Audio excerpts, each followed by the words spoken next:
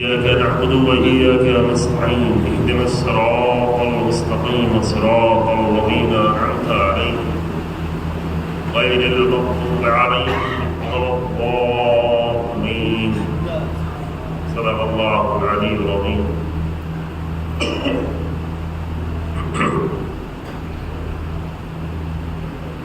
قرآن مجید کی آیت کریمہ جو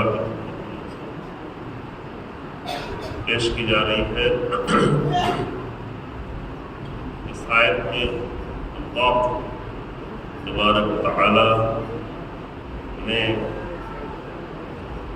امت مسلمہ کو کہ جو آخری نبی کی امت ہے اور جس کو اللہ نے اس کے بہتر ہونے کے لیے، یعنی سب سے بہتر ہونے کے لیے تمام قوانین اور اصول بیان کیے، قیامت تک کے لیے اسے کامل قرار دیا اور جسے خیر امت کا خیر امت اخرجت للناس، ہم نے تمہیں بہترین امت قرار دیا ہے جو لوگوں کے لیے خیر کا سبب بنے۔ میں عرض کیا گیا ہے کہ چونکہ ابھی ہم دوسروں کی خیر کی فکر نہیں کرتے تو خود بھی خیر نہیں رہ گئے، کیونکہ قرآن نے خیر اس لیے قرار دیا ہے تاکہ دوسروں کے لیے خیر کا سبب بنے، تمہارا خیر دوسروں تک پہنچے۔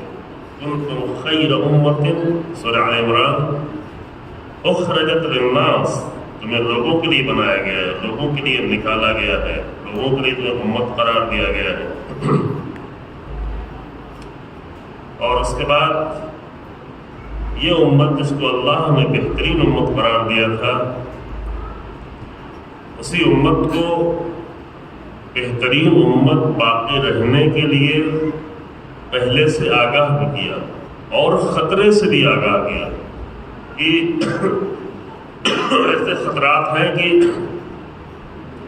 تمہارا یہ شرف چھن جائے گا، اور یہ نہیں کہ پہلی بار چھن جائے گا۔ ایک وقت کے لیے قرآن کہتا ہے کہ اللہ نے بنی اسرائیل کو سب سے بہتر قرار دیا، سب سے بہتر۔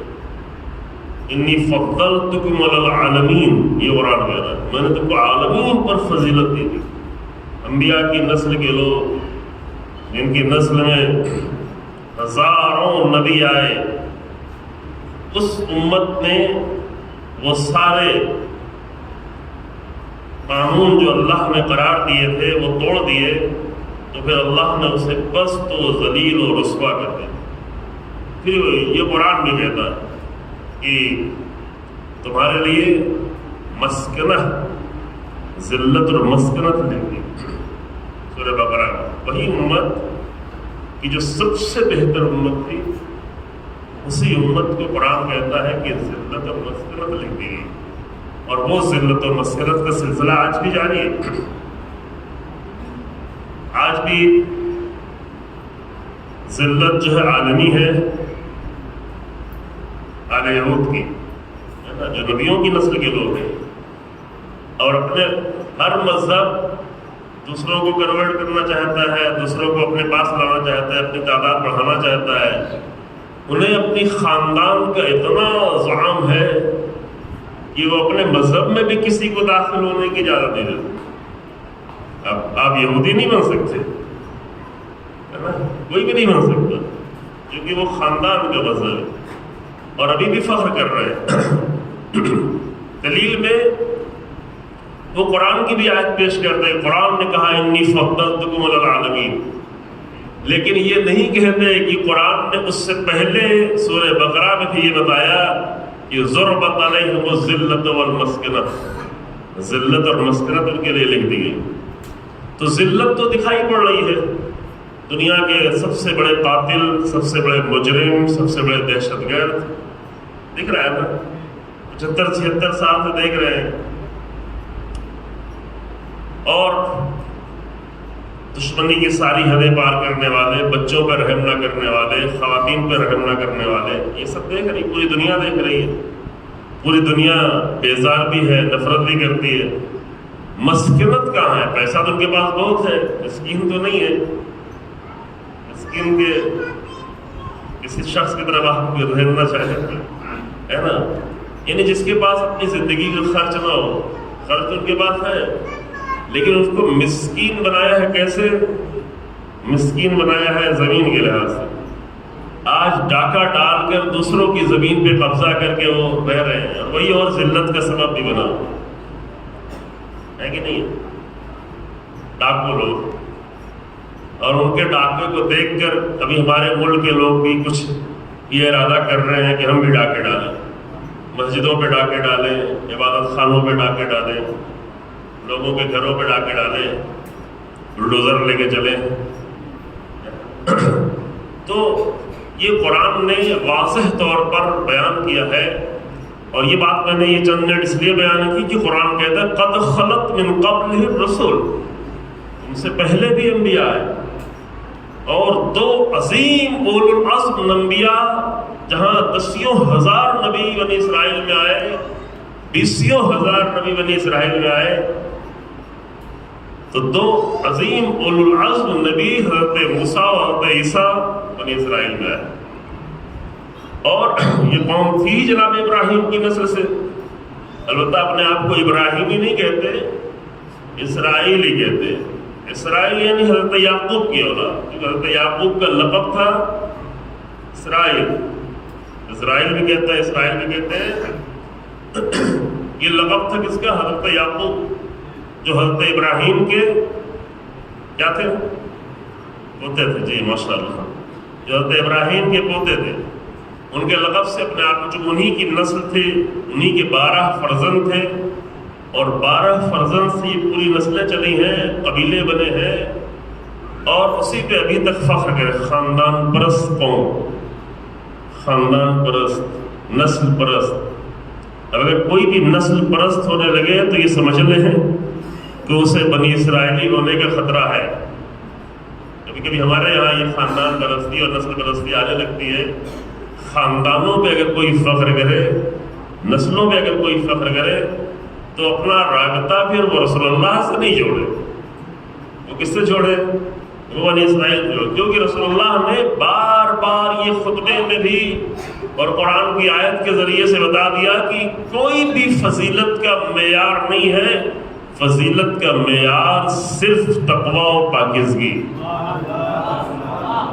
قرآن نے بھی آگے سورہ حجرات میں بیان کیا ان اکرمکم عند اللہ اتقاکم. اور رسول اللہ نے اپنے آخری خطبے میں، عرفہ کے میدان میں، غدیر کے میدان میں، اور بار بار اپنے خطبے میں اپنے عمل سے یہ بار بار لوگوں کے لیے ثابت کیا کہ معیار فقط ویلیوز ہے، معیار فقط معروف ہے، معیار فقط فضیلتیں ہیں، یہ عزت کا معیار. تو قرآن نے نمونہ بیان کیا کہ دیکھو اس کے پہلے بھی ہم نے فضیلتیں دی ہیں قوموں کو، لیکن انہوں نے اپنے آپ کو رسوا کر دیا، انہوں نے اپنے آپ کو ذلیل کر دیا. اب عالم اسلام کو، امت مسلمہ کو مخاطب ہو کے قرآن کہتا ہے کہ أَفَإِنْ مَاتَ أَوْ قُتِلَ، اگر رسول اللہ تمہارے درمیان میں نہ رہے، کیونکہ ہمیشہ نہیں رہنا ہے. آج وفات کی تاریخ ہے، اور بعض روایات کے اعتبار سے رسول اللہ کی بھی شہادت کی تاریخ، یعنی وہ زہر جو جنگ خیبر کے بعد دیا گیا تھا سلو پوائزن کے طور پر، وہ آہستہ آہستہ اثر کرتے ہوئے اس منزل تک پہنچا تھا. متعدد روایتیں ہیں، ہمارے یہاں بھی ہے، سنت میں بھی ہے. تو اللہ کی بارگاہ میں وصال کی تاریخ ہے ذات گرامی پیغمبر اکرم صلی اللہ علیہ وآلہ وسلم اور امام علی مقام امام حسن مجتبی علیہ السلام.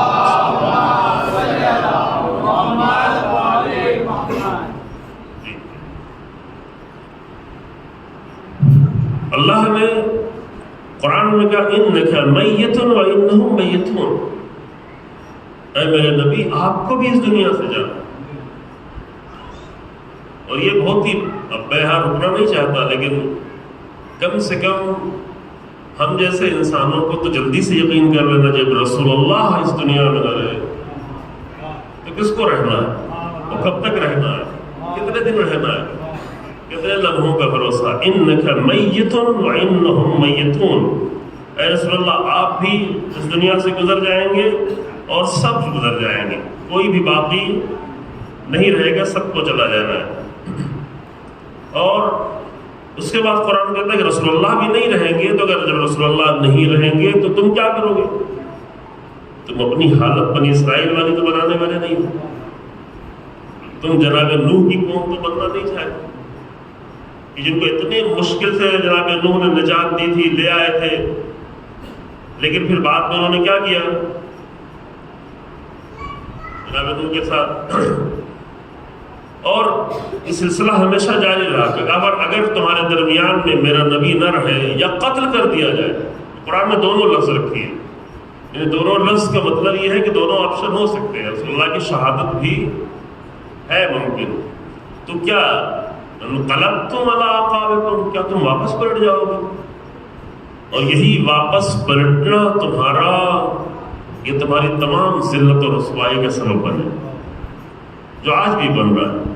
رسول اللہ کے دین سے، رسول اللہ کے طریقوں سے، رسول اللہ کی سنت سے، رسول اللہ کی سیرت سے، رسول اللہ کا وہ دین جس کو 250 سال تک اہل بیت نے تمام جافشانیاں اور تمام قربانیاں دے کر بچایا ہے، اس سے دوری، رسول اللہ کا وہ دین جس کے لیے بہت سارے اصحاب نے بھی قربانی دی ہے، عظیم الشان اصحاب نے شہادتیں پیش کی ہیں، وہ دین اگر امت اسلامی اس سے دور نظر آئے، حتی ظاہری طور پر بھی دور نظر آئے، تو کیا اس بات کی امید رکھتا ہے کہ پھر بھی اللہ اسے عزت دے گا، پھر بھی اللہ اسے بلندی دے گا؟ اللہ کا رشتہ کسی سے نہیں، واضح ہے یہ بات۔ اللہ نے قانون پیش کیے، تو کیا تم واپس پلٹ جاؤ گے؟ اور اب یہ ہم بحث نہیں کرتے ہیں، چونکہ یہ بحث ہم 5-6 سال پہلے کر چکے بامبے میں، تفصیلی بحث، چونکہ یہی اس کے بعد والے جو دن آنے والے ہیں انہی دنوں میں یہ سارا ماجرا پیش آیا تھا، یعنی وہی ساری چیزیں پیش آئی جس کو قرآن نے پہلے بتایا تھا کہ اگر رسول اللہ تمہارے درمیان نہ رہے تو کیا تم پلٹ جاؤ گے؟ تو آج کی تاریخ تو وہ ہے کہ رسول اللہ آج ہمارے درمیان نہیں رہے، تو آج کے بعد سے لے کر 10-12 دن آئندہ جو ہے وہ وہی دن ہے کہ جب امت پلٹتی چلی گئی، حکومت کے لحاظ سے، خلافت کے لحاظ سے، کردار کے لحاظ سے، سیرت کے لحاظ سے، یقین کے لحاظ سے، عمل کے لحاظ سے، اور پلٹتے پلٹتے کہاں تک پہنچی؟ 50 سال گزرنے کے بعد اپنے آپ کو یزید جیسے انسان کا حاکم کی حکومت کو تسلیم کر، یہ پلٹنا تھا، یہ قرآن نے پہلے ہی متوجہ کیا۔ یہی سب سے بڑی ذلت کا ثبوت ہے کہ رسول اللہ کی امت کا حاکم یزید بنا بیٹھا ہے، اور یہ تو 50 سال پہلے کی بات ہے، 50 سال سے اور پہلے بھی کیا ہوا ہے وہ بھی ساری ذلتوں کی دلیل ہے کہ کس طرح امیر المومنین کو تنہا چھوڑ کے کس در در کے ٹھوکریں کھائی ہو، امیر المومنین کو تنہا چھوڑ، یعنی امیر المومنین کی حکومت مدینے میں جب ہوئی، مدینے سے امیر المومنین کوفہ گئے، کوفہ کے قریب کی بستیاں، میں یہ تھوڑا سخت تاریخ کا تلخ بات تھوڑا سا کھول رہا ہوں لیکن بیان نہیں کروں گا، کہ امیر المومنین جن کی اتنی وسیع حکومت تھی جب خلافت آئی، اور بعد میں دشمن کی قوت نہیں بلکہ اپنوں کی کمزوری کی وجہ سے یہ بہت توجہ رہے، بعض لوگ یہ سمجھتے ہیں کہ امیر المومنین کا دشمن بہت قوی تھا، دشمن قوی نہیں تھا، دشمن سازشی ضرور تھا، دشمن مکار ضرور تھا، دشمن فریبکار ضرور تھا، دشمن دھوکے باز ضرور تھا، یہ سب کچھ تھا، لیکن یہ سب کچھ خاک میں ملایا جا سکتا تھا اگر مضبوط ایمان کے اصحاب رسول اللہ علیہ کے ساتھ ہوتے، اگر مومن ہوتے، اگر ارادے والے ہوتے، اگر مضبوط ارادے والے ہوتے، اگر عمل والے ہوتے، اگر میدان عمل میں ٹھہرنے والے ہوتے۔ اسی لیے یہ بحث اب کر چکے ہیں، 12-13 سال پہلے امیر المومنین کی فریادیں جو نہج البلاغہ میں پڑھی، یہ ساری فریادیں اپنے لشکر کے لیے، دشمن کے لیے کوئی بھی فریاد نہیں ہے، کیونکہ دشمن کے خلاف فریاد وہ بلند کرتا ہے جو کمزور ہو، ہے نا؟ کمزور لوگ دشمن کے خلاف چیختے ہیں، چلاتے ہیں، فریاد بلند کرتے ہیں۔ دشمن کے خلاف جب امیر المومنین کو بات کرنی ہوتی تو جا کے نہج البلاغہ میں دیکھیں کس لہجے میں بات کرتے ہیں، کتنی ذلت اور رسوائی کا سامان فراہم کرتے تھے۔ سیکنڈ چیپٹر میں خطوط والے چیپٹر ہے نا، جو نہج البلاغہ میں خطوط کا چیپٹر ہے، کہ جتنے بھی لیٹرز ہیں، خطوط ہیں، خط ہے امیر المومنین کے لکھے ہوئے خط، اس میں سب سے زیادہ خط جو موجود ہے وہ خود حاکم شام کے نام ہے. وہ پڑھے کر یاد جائے گا. وہ دلچسپ بھی ہے، مختصر ہے، طولانی نہیں ہے. فرصت نکالیں، نہج البلاغہ سے آشنائی بڑھائیں، اپنی نہج البلاغہ سے قریب ہو، نہج البلاغہ سے عشق کریں. یہ کیسے ہو سکتا ہے کہ ہم کسی کے عاشق ہوں اور اس کی کتاب کے عاشق نہ ہوں؟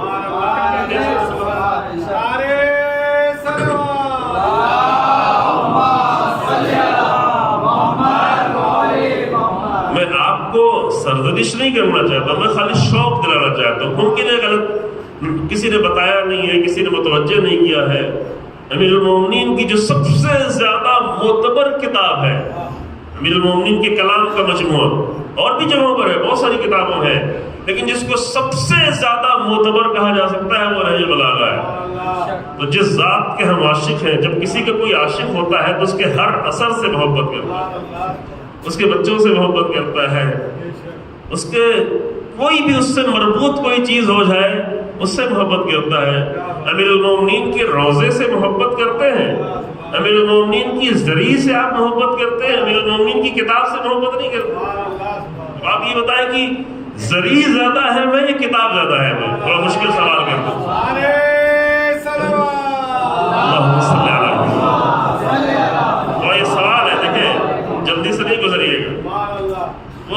وہ چاندی، وہ سونا زیادہ ہے میں یا امیر المومنین کی زبان سے نکلے ہوئے کلمات زیادہ ہیں؟ وہ یہ ذریع اس لیے محترم ہے چونکہ امیر المومنین کی قبر کے قریب ہے، امیر المومنین سے منسوب ہے، اس لیے ہزاروں کلومیٹر کا سفر طے کر کے جاتے ہیں، اس کے اہل نہ ہوتے ہوئے بھی وہاں تک جاتے ہیں، امیر المومنین کی قبر کے لائق نہ ہوتے ہوئے وہاں تک جاتے ہیں. ہمارے نجس ہاتھ بھی امیر المومنین کی زری تک چلے جاتے ہیں، ہماری نجس نگاہیں بھی اللہ اکبر امیر المومنین کی زری تک جاتی ہیں. تو یہ تو الگ مسئلہ ہے کہ جب زیارت کرنے کے لیے ارادہ کرو تو پہلے اپنی نگاہوں کو پاک کرو، اپنے وجود کو پاک کرو، چونکہ آئے تطہیر کے وارث کی زیارت کرنے جا رہے ہیں.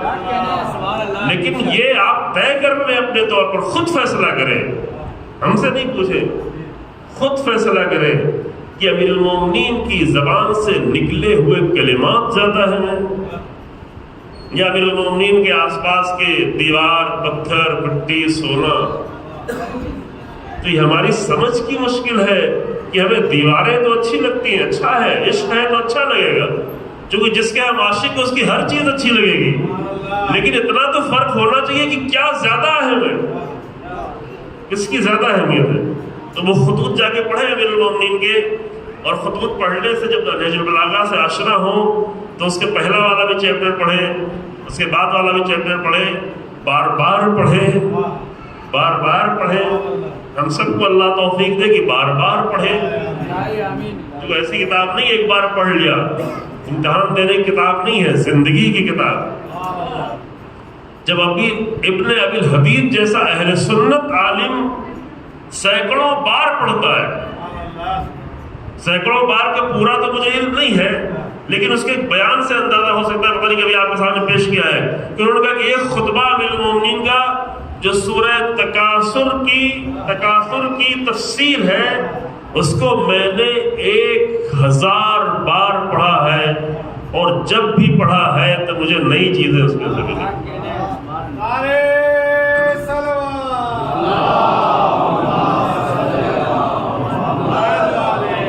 تو وہاں آپ کو اندازہ ہوگا کہ امیر المومنین کے خطوط جب دشمن کو لکھے جاتے ہیں تو کس لہجے، نہ کوئی کمزوری، نہ کوئی جھجک، اس کے تمام رسوائیوں کے بعد اس کا اصلی دین بیان کر رہے ہیں، اس کی خیانتیں بتا رہے ہیں، ہدایت کی بھی کوشش کر رہے ہیں. یہ ایک الگ بہت ہی خوبصورت نقطہ ہے عزیزو کہ حاکم شام جیسے انسان سے بھی امیر المومنین مایوس ہو کے نہیں بیٹھتے کہ نہیں اس کی تو ہدایت کی کوشش ہی نہیں کرنا چاہیے.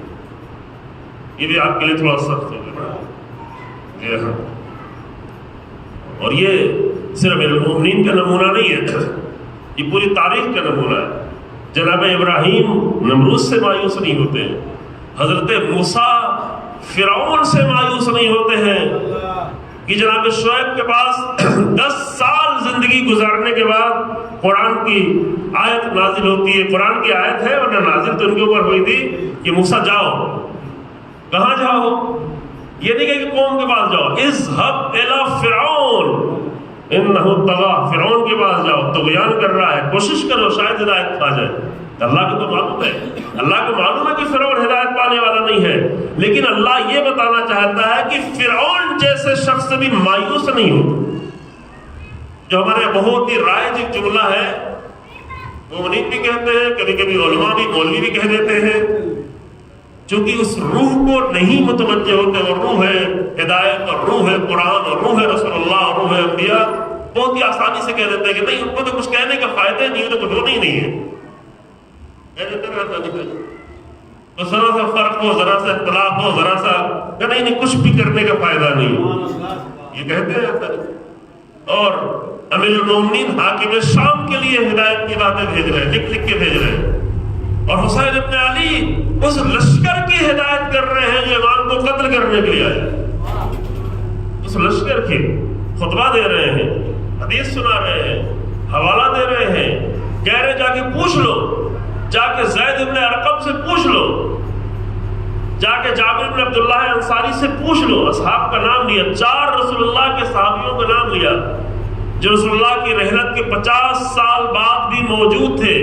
کہا کہ جا کے ان 4 صحابیوں سے پوچھ لو کہ کیا رسول اللہ نے یہ نہیں فرمایا ہے کہ الحسن والحسین سیدا شباب اہل الجنہ, حسن و حسین جوانان جنت کے سردار ہیں, تو جوانان جنت کو قتل کر کے تم کہاں جانا چاہتے ہیں؟ یہ ہدایت کا انتظام ہے. جا کے پوچھ لو, اصحاب موجود ہیں. جوان جنت رسول اللہ نے مجھے قرار دیا ہے. میرے بھائی کو, جس کو آج آپ یاد کریں گے, انشاءاللہ یاد کریں گے, مسائل پڑھیں گے, میرے بھائی کو جس کے آج شہادت کی غمناک تاریخ ہے, میرے بھائی کو جوانان جنت کا سردار قرار دیا. جا کے رسول اللہ کے اصحاب سے پوچھو. اور رسول اللہ کے اصحاب تو وہاں موجود نہیں تھے میدان کربلا میں. تو امام نے کہا کہ اگر تم یہی نہیں ہے, یہ جملہ میں اپنی طرف سے کر رہا ہوں, اگر تم نہیں پوچھ سکتے ہو تو کم سے کم تم سب کے سب اتنا تو جانتے ہو کہ میں رسول اللہ کی بیٹی کا بیٹا ہوں. انا ابن بنت نبی, انا ابن بنت نبیکم, کیا میں تمہارے نبی کے بیٹی کا بیٹا نہیں ہوں؟ کیا میں تمہارے نبی کے نواسا نہیں ہوں؟ یہ خطبہ حسین ابن علی کیوں دے رہے ہیں؟ یہ خطبہ اس لیے دے رہے کہ ابھی بھی جو تم مجھے قتل کرنے کے لیے آئے ہو, ابھی بھی تم نجات چاہتے ہو تو نجات مل جائے. اور مل بھی گئی بہت سارے لوگ. ابھی پہلے عرض کیا ہے, کم سے کم 32 لوگ ایسے ہیں جو میرے ساتھ کے لشکر سے نکل کر حسین بن علی کے لشکر میں آئے اور شہید. کم سے کم یہ تعداد ہے. گھر کا نام اس لیے لیا جاتا ہے کہ گھر بہت ہی مشہور تھے, سپہ سالار تھے, پہلے سے حسین ابن علی کے ساتھ تھے, کئی دن ساتھ رہے, خاص واقعات کے ساتھ نقل ہوا ہے. دوسرے لوگوں کے سب کے نام بھی نہیں نقل ہوئے ہیں, کچھ لوگوں کے نام ہیں لیکن باقی سب کے نام بھی نہیں. اسی لیے آپ کربلا کے شہداء کی تعداد جب مقتل کی کتابوں میں ڈھونڈیں گے, تاریخ کی کتابوں میں, تو 72 سے زیادہ نظر آئے. حتیٰ کہ گنج شہیدہ میں جب جائیں گے کربلا, انشاءاللہ آپ لوگوں کو سب کو جانا نصیب ہو, ہم سب کو, تو گنج شہیدہ میں ابھی میں تھا محرم سے چند دن پہلے کربلا میں, تو شمار کر رہا تھا وہ تعداد جو گنج شہیدہ میں سے جو بعض شہداء دوسری جگہوں میں دفن ہیں, ان کی تعداد بھی 80 سے زیادہ ہے جو شہیدہ میں, گنج شہیدہ میں نام لکھے. مقتل کی کتابوں میں اور بھی زیادہ نام لکھے ہوئے. تو اس میں بہت سارے شہید وہ تھے کہ جو عاشور کے دن میرے ساتھ کے لشکر سے نکل کر حسین ابن علی کی بارگاہ میں, حتیٰ آخری وقت تک, یعنی وہ جو صبح سے لے کر ظہر کے بعد تک, عصر کے پہلے تک میرے ساتھ کے لشکر کا حصہ بنے ہوئے تھے. امام نے ان کی ایسی ہدایت کی کہ جس لمحے میں بھی تم چاہو تو نجات پا کر آ جاؤ. تو سگے بھائی ہیں, ان کا روایت کا ذکر ہے, انصاری ہے, ایک کا نام ابو کچھ ہے اور ایک کا نام سعد ہے. دو سگے بھائی، ان کے لیے دو روایتیں. ایک روایت یہ کہ جب حسین ابن علی نے آواز استغاثہ بلند کی تو وہ نکل کے آ گئے کہ رسول اللہ کا نواسا صدائے استغاثہ بلند کر رہا ہے. کہ بلا کیسے میں اس لشکر میں رہ سکتا ہوں؟ ادھر سے نکل کے ادھر آئے اور اپنے ہی لشکر کے خلاف جنگ لڑی اور شہید ہوئے. اور بعض روایتوں میں ہے کہ اس وقت جب حسین ابن علی بالکل تنہا گھیر لیے اس وقت ان کو احساس ہوا ارے یہ تو رسول اللہ کے نواسے کو قتل کر رہے ہیں. ابھی تک جس کو لوگوں نے مارا تھا مارا تھا، یہ تو رسول اللہ کا نواسا اسے قتل کیا جا رہا ہے جو یہ کہہ رہا ہے کہ میں پنجتن پاک کی آخری فرد ہوں. بعض روایتوں نے اس وقت نکل کر آئے اور پھر جنگ کی اور شہادت کے درجے پائے. تو یہ میں صرف اس لیے عرض کرتا چلا گیا عزیزوں کہ جس طرح سے حق میں رہنے کے بعد بھی بڑی گمراہیوں تک چلے جانے کا خطرہ ہے، یہ بھی ممکن ہے. امیر المومنین کے لشکر کا حصہ ہوتے ہوئے بھی اسی جنگ صفین میں امیر المومنین کے مقابل میں آ جانے کا خطرہ ہے. یہ ہے خطرہ، یہ خطرہ ابھی بھی ہے. امیر المومنین کا عاشق ہوتے ہوئے بھی، حسین ابن علی کے خطیب و ذاکر اور رواخواں ہوتے ہوئے بھی اور عزادار ہوتے ہوئے بھی اس بات کا خطرہ، یہ عبرت ہے، اس بات کا خطرہ ہے کہ کہیں آ کر دھوکہ نہ کھا جائے، کسی مقدس نام سے دھوکہ نہ کھا جائے، ادھر کے لشکر سے نکل کے ادھر کے لشکر میں.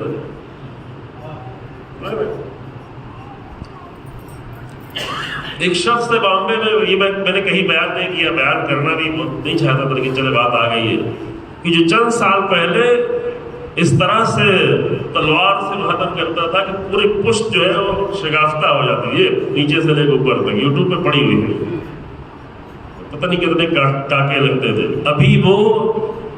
ابھی اس سے باقاعدہ بات کی ہے، جن بات کی انہوں نے مجھے بتایا ہے. ابھی لمبی داڑھی رکھے ہوئے اور پتہ نہیں، اور کہا کہ ابھی تم یہ بتاؤ، اسے پوچھا باقاعدہ، میرے اپنے ساتھی نے پوچھا ابھی چند دن پہلے میں بامبے میں تھا، پہلے ہی بتایا تھا، ابھی بتایا تھا کہ اگر تمہیں کوئی ڈر نہ ہو اور تمہارے ہاتھ میں اسلحہ ہو تو تم کیا کرو گا؟ ہم تم سب کو مار ڈالیں. یہ عبرت ہے، یہ عبرتیں ہیں، یہ موجود ہے. ان دونوں طرف سے خطرہ ہے کہ جو ایک وقت میں حسین ابن علی کے اتنا عاشق تھا، ابھی حسین ابن علی کے عاشقوں کو مارنے کے لیے تیار ہے، قتل کرنے کے لیے ابھی بھی موجود ہے.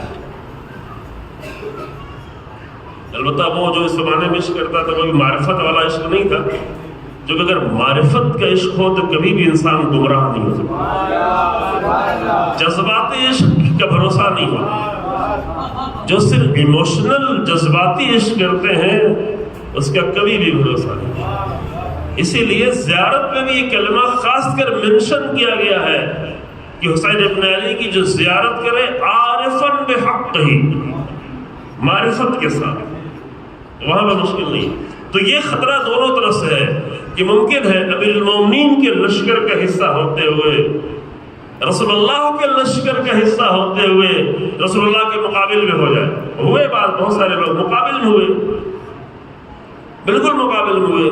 وہ جو ایک شخص تو وہی ہے جس کا میں نے بھی ذکر بھی کیا ہے، شاید کوئی کلپ بھی بنا ہے، کہ وہ شخص کی جو رسول اللہ کے لشکر کا حصہ تھا، رسول اللہ کے ساتھ تھا، ایمان لایا تھا، رسول اللہ کی رحلت ہوتے ہی مرتد ہو گیا.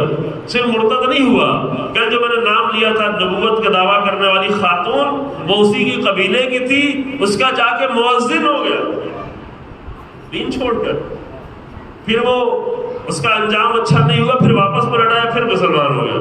پھر بہت سارے چولے بدلے، کبھی ادھر تھا، کبھی ادھر تھا، کبھی کسی کے ساتھ تھا، کبھی امیر المومنین کے ساتھ تھا، کبھی امام حسن کے ساتھ تھا، کبھی حاکم شام کے ساتھ ہو گیا، کبھی حسین ابن علی کو خط لکھ رہا تھا، اور کبھی امام کے مقابل میں لشکر بنا کے آ گیا، لشکر کے سپہ سالار ہو گیا. امام نے نام لیا ہے، عاشور کے دن نام لیا ہے، اے شخص ابن ربیع، کیا تو نے مجھے خط نہیں لکھا تھا؟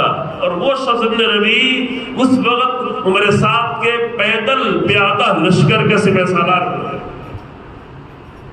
جو خود امام حسین کو خط لکھ رہا ہے، جو امام حسن کے ساتھ تھا، ایک تو حاکم شام کے ساتھ تھا. صلح کے بعد جب امام حسن نے صلح کر لی، ابھی یہاں تو کچھ ملنے والا نہیں، حکومت تو چلی گئی، تو چلو ادھر چلتے ہیں. ہمیشہ بڑی پوسٹ پہ تھا. شخص میں ربی آپ جا کے انٹرنیٹ پہ ڈالیں گے آپ پوری ڈیٹیل مل جائے گی. کتنے چولے بدلے, کتنے رنگ بدلے, کتنے طریقے بدلے. طریقے بدلنے والے لوگ.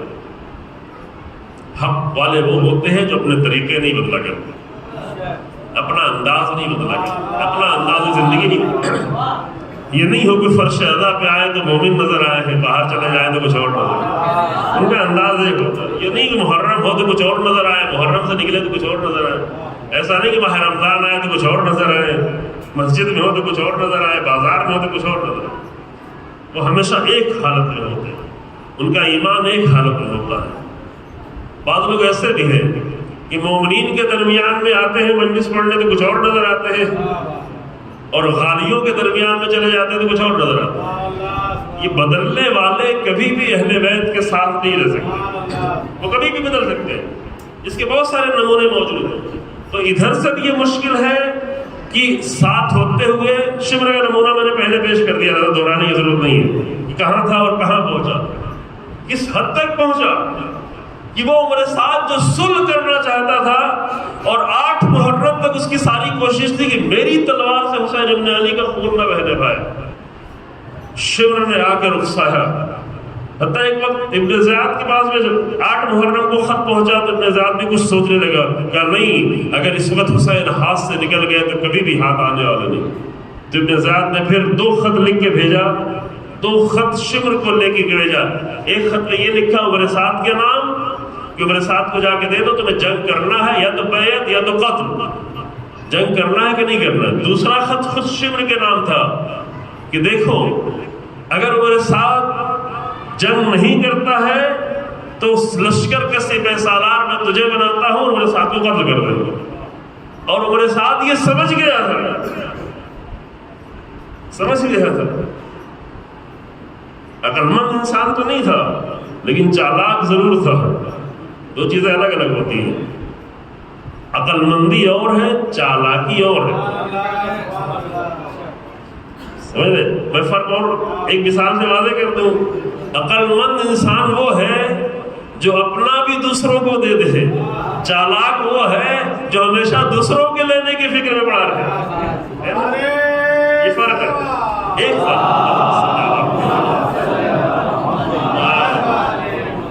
عقل مند وہ ہے. ابراہیم عقل مند تھے کہ دیتے رہتے تھے, کھلاتے رہتے تھے, دیتے رہتے تھے, پیڑ بکریاں جانور سب دے دیا جان دینے کو.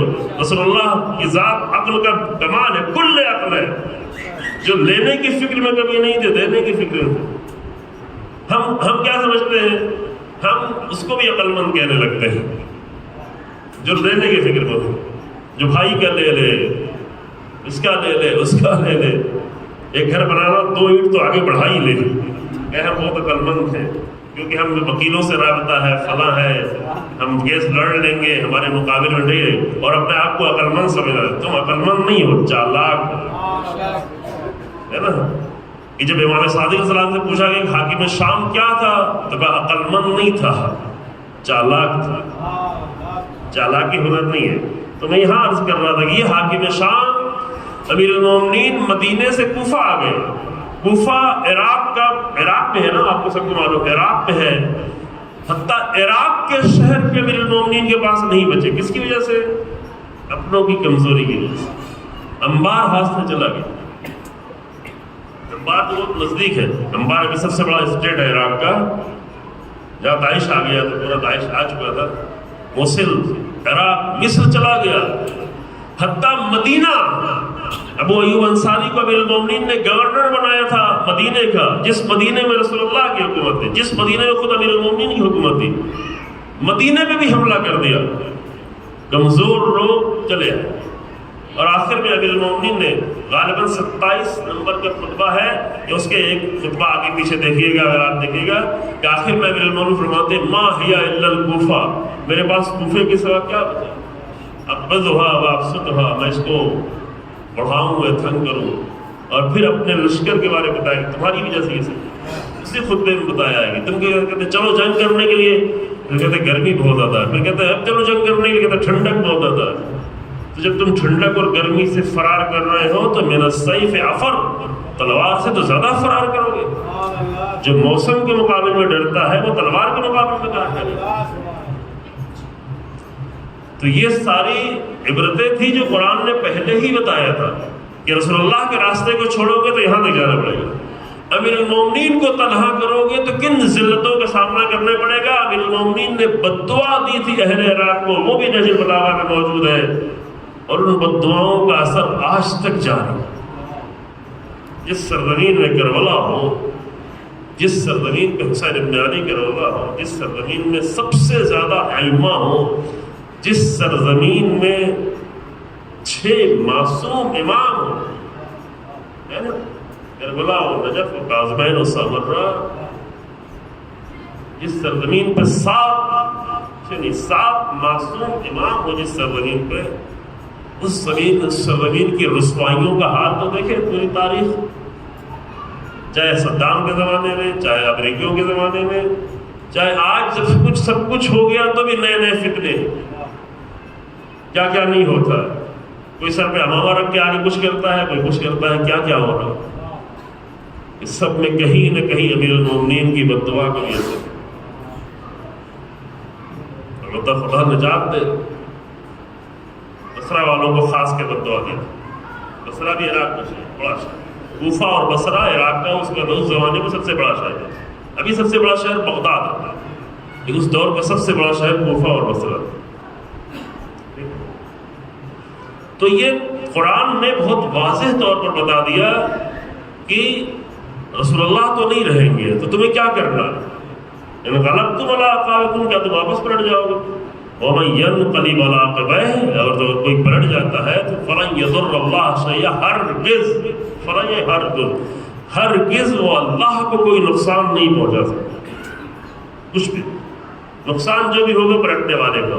وَسَيَجْزِي اللَّهُ الشَّاكِرِينَ، لیکن کچھ لوگ ہیں جو شکر گزار ہیں. شکر یعنی اللہ کی دی ہوئی نعمتوں کا شکر کرتے ہیں، نبوت پہ شکر کرتے ہیں، رسول اللہ کی رسالت پہ شکر کرتے ہیں، رسول اللہ کے پیغام پہ شکر کرتے ہیں، امامت پہ شکر کرتے ہیں، ولایت پہ شکر کرتے ہیں. اور شکر کرنا صرف زبان کا نہیں ہے، اپنے پورے وجود سے شکر کرتے ہیں. تو جو شکر کرتے ہیں اللہ ان کو جزا دینے والا ہے. میں ایک مطلب اور یہاں پہ عرض کروں جلدی سے، جو وقت بچا ہوا ہے، کہ امامت اور رسالت یہ 2 چیزیں جو ہے یہ منصب ہے نا. یہ ہمارا موضوع تھا، اور آج امام اور نبی دونوں کے لیے آپ غم منا رہے ہیں، ہم سب غم منا رہے ہیں. یہ منصب ہے، اور منصب ہمیشہ ذمہ داری ہوتی ہے. امامت اور نبوت یہ فضیلت نہیں ہے، یہ فضیلت کا نتیجہ ہے. یعنی کسی انسان میں فضیلت ہوتی ہے تو اسے منصب ملتا ہے، اور وہ فضیلتیں اللہ پہلے سے دیکھتا ہے کہ کس میں کتنی فضیلتیں ہیں. جو ائمہ کے اور بھی بہت سارے افراد تھے. بعض لوگ آ کے سوال کرتے ہیں کہ کیا ائمہ کے ہاں بھی خاندان کا مسئلہ تھا، خاندانی مسئلہ تھا، خاندان پرستی تھی معاذ اللہ، امام کا ہی بیٹا امام ہوگا؟ ہرگز نہیں. کیونکہ اگر خاندان پرستی تھی تو پھر امام حسین علیہ السلام کے بعد محمد حنفیہ کو امام ہونا چاہیے تھا، جو وہ سب سے بڑے تھے، ہے نا، وہ امام کے بیٹے تھے. انہوں نے یہ سمجھا بھی تھا کہ میں امام بن جاؤں گا، لیکن وہاں خاندان کی بنیاد پر نہیں بلکہ فضیلت کی بنیاد پر امامت ہوتی ہے. ہاں بس فرق اتنا ہے کہ ایک امام کے گھر میں کسی انسان کی تربیت زیادہ بہتر ہو سکتی ہے، یہ فرق ہے. تو اگر ایک امام کا بیٹا امام ہو رہا ہے تو امام کے بیٹے ہونے کی وجہ سے نہیں بلکہ امام کی تربیت کی وجہ سے، جس نے فضیلتیں پیدا کر دی. پھر یہاں بھی مشکل نہیں، یہ بھی قانون ہمیشہ ذہن میں رہے. تو یہ فضیلتیں ہیں جو پورے وجود میں پائی جاتی ہے. امامت، اور یہ میں پہلے عرض کر چکا، حدیث میں ٹھہروں گا نہیں، صرف ایک مطلب عرض کرنا چاہتا ہوں. امامت اور ولایت اور رسالت اور نبوت یہ سب ذمہ داریاں ہیں جس سے رسول اللہ کہتے تھے کہ میری کمر ٹوٹی جا رہی. سورہ ہود میں میری کمر ٹوٹی توڑ دی ہے. کیوں؟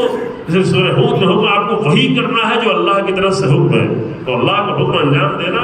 رسول اللہ ہماری طرح سے رسول اللہ تھوڑی نہیں تھے. کبھی موڈ میں آیا تو پڑھ لیا نماز، کبھی دل چاہا تو مجلس آ گئے، کبھی اچھا لگا تو کچھ دے دیا کسی کو. رسول اللہ منہ بمنہ، لمحہ بے لمحہ قدم بے قدم اللہ کے ہر قانون کو پوری طرح سے اجرا کرنے کے لیے کہ ذرہ برابر بھی کہیں پر کمی نہ ہونے پائے، اس لیے میری کمر ٹوٹی جا رہی، کمر توڑ دی اس نے، ہے نا۔ اور فضیلت کی بنیاد کیا ہے، بس اسی پہ تھوڑی سی گفتگو کریں گے، اور جو ہم سب سے بھی مربوط ہے کہ جو تاریخ کے دو عظیم انسان، تاریخ کے دو بافضیلت ترین انسانوں میں سے، جس میں رسول اللہ کی ذات جو سب سے بافضیلت ہے، جتنی بھی فضیلتیں آپ سوچ سکتے ہیں، آپ فضیلتوں کے لیے آپ دوسرا لفظ استعمال کرنا چاہیں تو آپ معروف کہہ سکتے ہیں، اپنی زبان میں کہنا چاہیں تو ویلیوز کہہ سکتے ہیں، یعنی جتنی بھی ویلیوز آپ سوچ سکتے ہیں، ان ساری فضیلتوں کی ماں کون سی فضیلت ہے؟ یہ سوال ہے۔ جو فضیلت تو ہر ایک کو چاہیے، فضائل اسی لیے بیان ہونا چاہیے، فضائل ہیں اسی لیے تاکہ لوگ بافضیلت ہو جائے، عرض کیا جاتا ہے۔ تو تمام فضیلتوں کی سب سے بنیادی مسئلہ کیا ہے؟ کردار کہہ رہے ہیں، لیکن کردار تو فضیلتوں کا نام ہے۔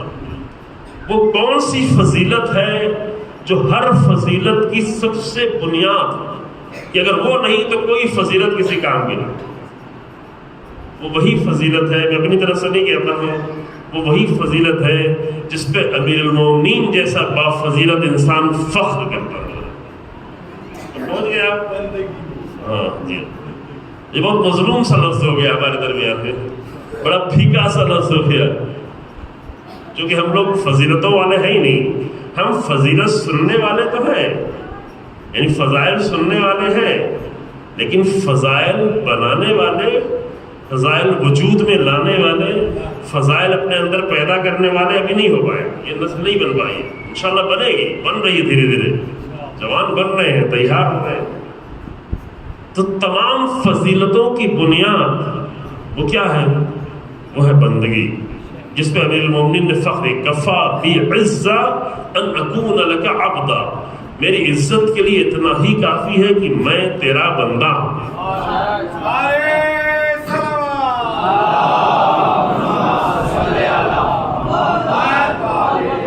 وکفا بفخر ان تکون لی ربا، میرے فخر کے لیے یہ کافی ہے کہ تو میرا رب ہے۔ انت کما احب فاجعلنی کما تحب، تو تو ویسا ہی جیسا میں چاہتا ہوں، مجھے ویسا بنا دے کہ جیسا تو چاہتا ہے۔ اور ساری زندگی امیر المومنین وہی کرتے رہے کہ ویسے بنے جیسے پروردگار چاہتا ہے۔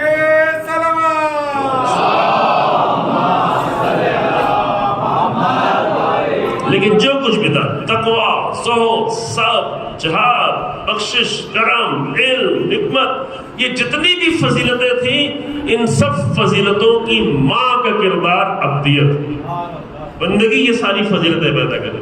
اسی لیے تاریخ کے سب سے عظیم انسان کو جب قرآن بلاتا ہے تو سب سے پہلے عبد کہتا ہے، اے میرے عبد آ جاؤ، سبحان الذی اسرا بعبدہ، آپ ہی کہتے ہیں السلام علیکہ علی عبدہ ورسولہ، عبد پر سلام، رسول بعد میں، چونکہ رسالت ملے گی عبدیت کی بنیاد پہ، رسالت کے لائق کوئی بن ہی نہیں سکتا اگر عبدیت کی معراج میں نہ پہنچا ہو، اور یہ معراج وہ ہے جس کے لیے اللہ نے سب کے لیے راستہ کھولا ہے۔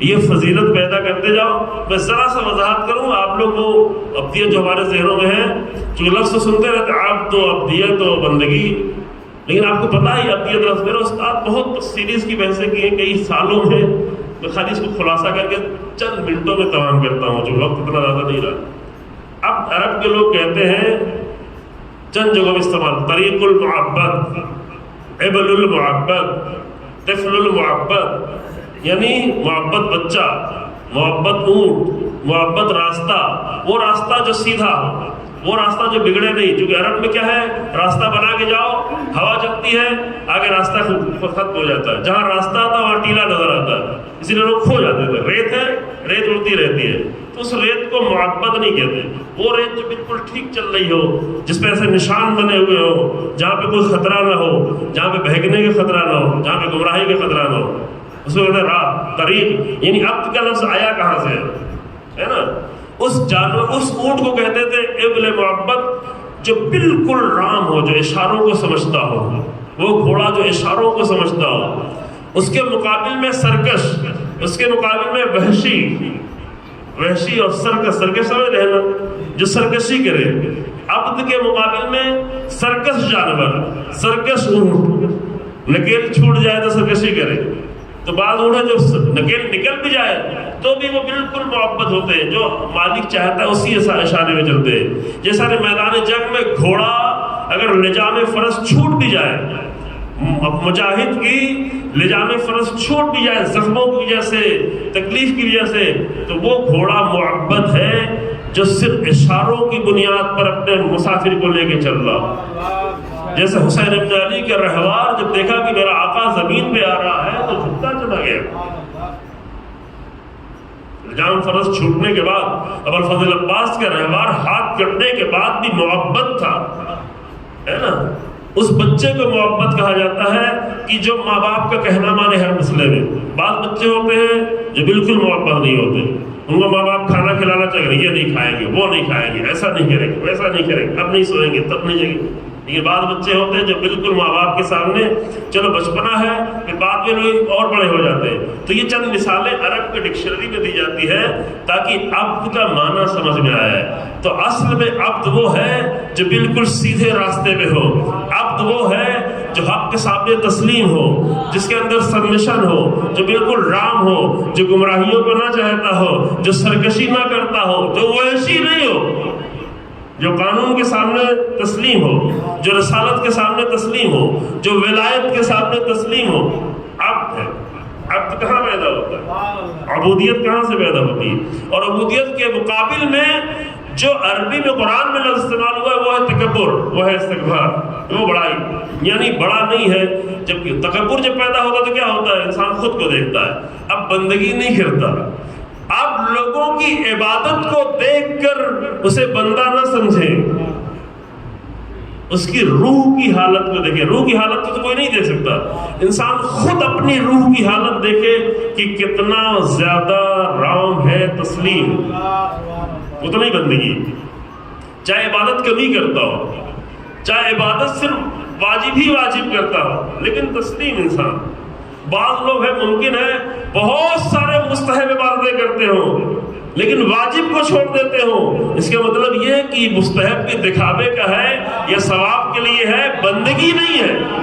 کیونکہ بندگی ہوتی تو واجب نہیں چھوڑ سکتا تھا. اگر بندگی ہو تو واجب نہیں چھوڑے گا. مستحب چھوٹ جائے تو چھوٹ جائے، دل چاہے تو کرے، دل چاہے نہ کرے، مستحب تو مستحب ہے. لیکن حالت بندگی اگر انسان میں ہے تو کوئی واجب نہیں چھوڑے گا. آیت اللہ بہجت کے بعد اتنے عظیم عارف تصویر باہر لگی ہوئی ہے، جب جو بار بار یہ فرمایا، ایک بار بار بار، جب کوئی آپ اتنے بلند مقام پہ پہنچے ہوئے ہیں، اتنے بڑے عارف ہیں، اتنا بلند مقام آپ کا ہے، اتنے سال ہو گئے انتقال کو، 20-22 سال، ابھی بھی دیکھیں کتنا احترام ہے پوری دنیا میں. تو لوگ کہتے تھے کچھ مجھے بھی بتائیں، تو لوگ یہ سمجھتے تھے کوئی بہت خاص چیز بتائیں گے، کوئی بہت خاص مطلب ہمیں آگے بتائیں گے. تو ہمیشہ یہ کہتے تھے کہ واجب اور حرام کا خیال رکھنا. بس کسی بھی بلندی تک پہنچنا چاہتے ہو تو واجب اور حرام کا خیال رکھنا، یہ حدیں پار نہیں کرنا. یہیں سے ساری بندگی پیدا ہوتی ہے، یعنی محبت ہے، روح ہے، بندگی پائی جاتی ہے. اور آج تھوڑی سی وضاحت ہے، بہت یہ ہے خوبصورت اس میں نقطے موجود ہیں، لیکن وقت نہیں رہا عزیزوں. آج ایسے دو بندوں کا ذکر کر رہے ہیں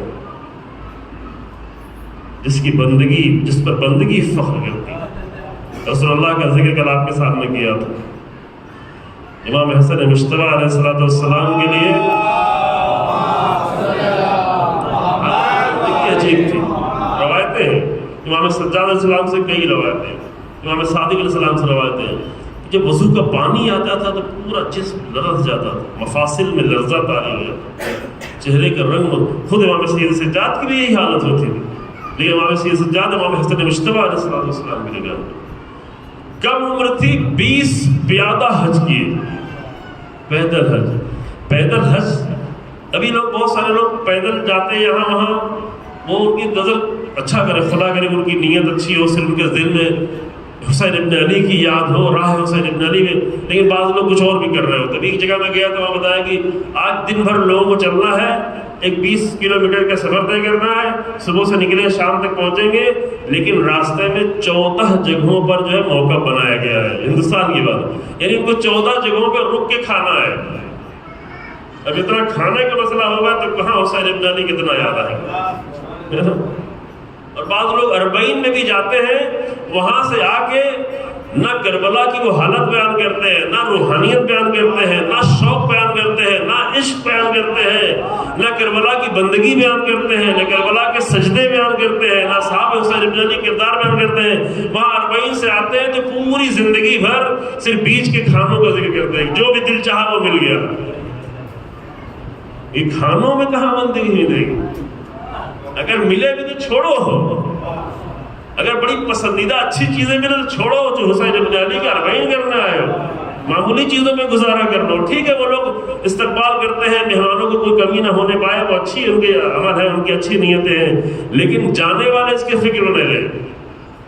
ہمارے اپنے بچے بتا رہے تھے، ہم لوگ گئے ایک طرف وہ سینڈوچ بھی بٹ رہی تھی، ایک آدمی بیچارہ غریب جو آلو ابال کے اور روٹی بانٹ رہا تھا، تو ادھر بھیڑ لگی تھی، اس غریب کا آلو کوئی لینے والا نہیں تھا. انہوں نے بھائی ادھر نہیں جاؤ، ادھر ہی سے آلو لے کے گزارا کر لو، ابلے ہوئے آلو روٹی سے کھا لو نمک ڈال کے. ہو سکتا ہے ابلے ہوئے آلو روٹی سے کھا. تو جب جائیں تو حسین ابن علی کی بندگی کو نگاہوں میں رکھیں، رات کے کھانے کو نہیں رکھیں. راتیوں کے کھانا ٹھیک ہے، وہ اچھا کر رہے ہیں، بہت اچھا کر رہے ہیں، خدا ان کی توفیقات میں اضافہ کر رہے ہیں. 3 دن 2 دن پیدل چل رہے ہیں تو اس میں صرف حسین ابن علی ہوں، اور حسین ابن علی کا پروردگار کہ کس کے لیے اپنی قربانیاں دی. 20 پیدل حج کرنے کا مطلب سمجھ رہے ہیں؟ امام حسین اسلام کے لیے اہل سنت کی کتابوں میں بھی ہے، ہمارے یہاں بھی ہے کہ 25 حج کیے ہیں پیدل. اب جا کے ڈھونڈ لے مل جائے گا 25. امام حسین اسلام کی عمر زیادہ تھی، ہے نا؟ امام حسین اسلام سے تقریباً 9.5 سال زیادہ عمر تھی امام حسین اسلام کی، 56 سال، اور امام حسن اسلام کی 46 سال عمر تھی. صرف 10 مہینے کا فرق تھا دونوں کی ولادت میں، سن میں 10 مہینے کا فرق تھا. تو اس 46-47 سال کی عمر میں 20 پیدل حج کیے. اللہ. اور روایت میں ہے، امام صادق السلام نے غالباً روایت آج ہی میں پڑھ رہا تھا کہ کہتے ہیں مجھے شرم آتی ہے کہ میں اللہ کی بارگاہ میں سوار ہو کے حاضر ہوں. امام حسن اسلام کی حدیث ہے. اور وہ کتنا تھا؟ 40 میں جب آپ جاتے ہیں تو نجف سے کربلا 80 کلومیٹر ہے تقریباً، اور مدینے سے مکہ کتنی دور ہے؟ 450 کلومیٹر. 450 کلومیٹر. یہ وہ جو بندگی کی معراج پہ پہنچے ہوئے ہیں، وہ بھی اللہ کی بارگاہ میں حاضر ہونا چاہتے ہیں، تو کس حالت میں، کس حالت میں، اور کیسے یہ ہو سکتا ہے کہ رسول اللہ کے مدینے میں ایسے عظیم انسان کو، جس کو لوگ آ کے زیارت کرتے ہیں، مدینے کے لوگ آ کر اتنے خوبصورت تھے. نام ہی حسن رکھا تھا. یہ نام بہت سامنے کا نام تھا، حسن حسین بہت سامنے کا نام تھا. یہ بہت سخت لفظ تو نہیں تھا، بہت چھپا ہوا لفظ نہیں تھا. بعض لوگ اپنے بچوں کا نام رکھنے کے بہت ڈھونڈتے ہیں، ادھر ادھر بہت الٹا سیدھا نام رکھ لیتے ہیں. ہمارے حسن حسین تو عربی میں بہت سامنے کا لفظ تھا، لیکن کسی نے نہیں رکھا تھا. عربی زبان بہت پرانی زبان تھی، لیکن اس وقت تک کسی کا نام بھی حسن حسین نہیں تھا. اللہ نے کسی کے ذہن میں آنے ہی نہیں دیا کہ یہ نام کوئی رکھے. یہ نام اپنے ان خاص بندوں کے لیے اللہ نے انتخاب کر رکھا، حسن اور حسین.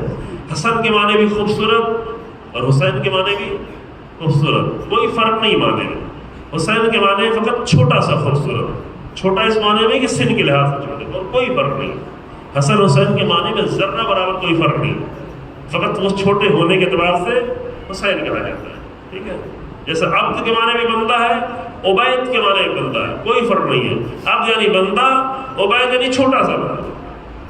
تو حسن اور حسین یہ جس کا نام اللہ نے رکھا تھا، جس کے چہرے اتنے حسین تھے کہ انہیں دیکھ کے رسول اللہ یاد آتے تھے. لوگ آ کر مدینے میں، اگر امام حسن علیہ السلام آ کر مدینے میں اپنے دروازے میں باہر بیٹھ جاتے تھے تو بھیڑ لگ جاتی تھی امام حسن کو دیکھنے کے لیے، امام حسن کے چہرے، امام حسن کے چہرے کو دیکھنے کے لیے، جو کہ رسول اللہ نظر آتے تھے. رسول اللہ کو 28 سفر کو کھو دیا تھا، لیکن اس کے 40 سال بعد 40 سال بعد 40 سال تک لوگ امام حسن کے چہرے میں رسول اللہ کو دیکھتے رہے. پتا ہے آپ کو آگے دیکھتے تھے, امام حسن کی بات نہیں مانتے تھے, امام حسن کی امامت کو بھی نہیں مانتے تھے, امام حسن کے ساتھ تسلیم بھی نہیں تھے, لیکن آ کے رسول اللہ کا چہرہ امام حسن کے چہرے میں دیکھتے, اکٹھا ہو جاتا تھا, دیر دیر تک لوگ دیکھتے تھے.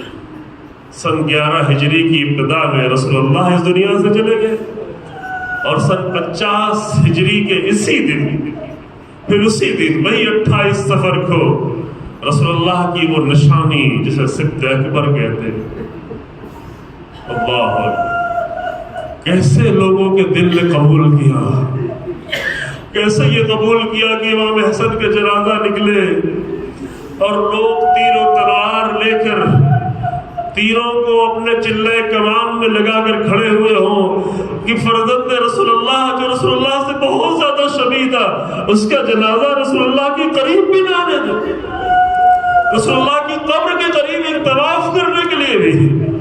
اب آپ نے کہا کہ میں دفن نہیں کرنا آیا ہوں, بس رسول اللہ کی قبر کے قریب لے جانا چاہتا ہوں. لیکن تیروں کی بارش کی گئی, مروان لشکر لیے سامنے کھڑا تھا, پیچھے بھی اشارے موجود تھے زوجہ رسول کے. اسی لیے عبداللہ ابن عباس نے شعر وہاں پہ کہا, میں مسائل میں بھی چند جملے اور پڑھوں گا لیکن سنے عزیزو, شعر کہا کہ تجملتے تبغلتے ولو عشتے تفیلتے لیکن تسعو من الثمن وفی کلے تصرفتے. کبھی اونٹوں پہ سوار ہو کے آئی, کبھی خچر پہ سوار ہو کے آئی, کبھی اونٹ پہ بھی ہو سکتا ہے ہاتھی پہ سوار ہو گیا, وہاں خچر پہ سوار ہونا ہوا تھا. اور تمہارا حصہ 9 میں 8واں ہے. یعنی رسول اللہ کی وفات کے وقت رسول اللہ کی 9 بیویاں تھیں, اور اگر کسی کے فرزند موجود ہوں تو اس کا حصہ 8واں حصہ ہوتا ہے, اور 9 بیویوں کو اگر 8ویں حصے میں 1/8 حصے میں تقسیم کیا جائے تو 72واں حصہ ہوتا ہے. یعنی رسول اللہ کی پوری پراپرٹی جو بھی تھا, گھر کا حصہ, وہی میں دفن تھے رسول اللہ. تو ایک بیوی کا حصہ جو بنتا ہے وہ 72 میں سے ایک حصہ بنتا ہے, لیکن 30 من الثمن تیرا حصہ تو 72واں ہے. وفی کل تصرفتے, اور سب پہ اختیار جما لیا کہ حتیٰ رسول اللہ کے فرزند کو دفن بھی نہیں ہونے دیا جا رہا. اور اس کے بعد پھر کیا ہوگا کہ صرف چاہتے تھے کہ جا کے رسول اللہ کی قبر کا ایک طواف کرا لیں, رسول اللہ کی قبر تھوڑی دیر اس میت کو رکھے. رسول اللہ کے نواسے کی کہ ابھی پڑھ رہے تھے کہ تیروں کی بارش ہوئی. کسی زندہ انسان پہ تیر چلانا یہ جنگ کے قانون میں ہوتا ہے.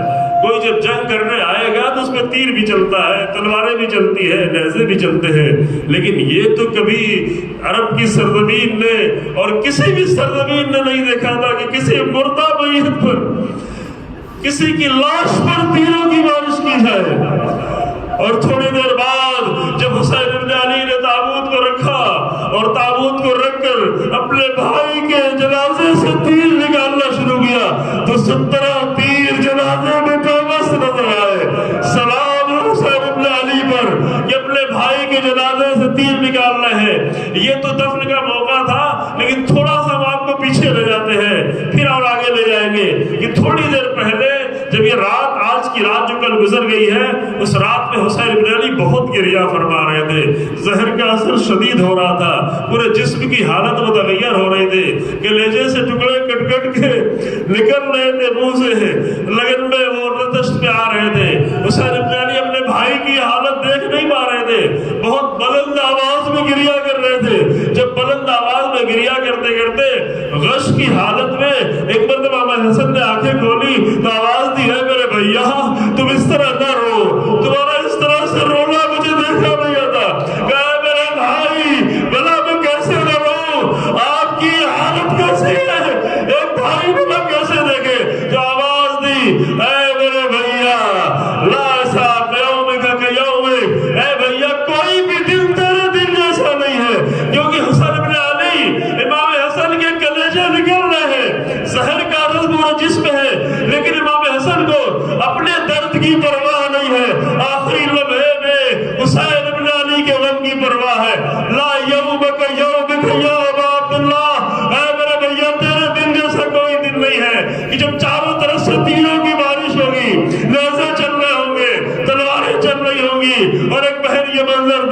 ہوگی، حسین گھوڑے سے زمین پہ آ رہے ہوں گے۔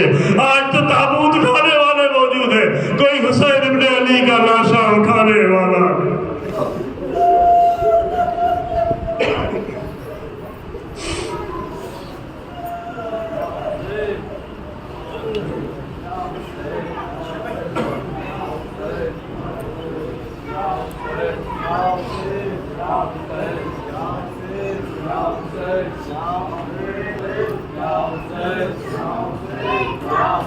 کچھ کر دیا میں نے۔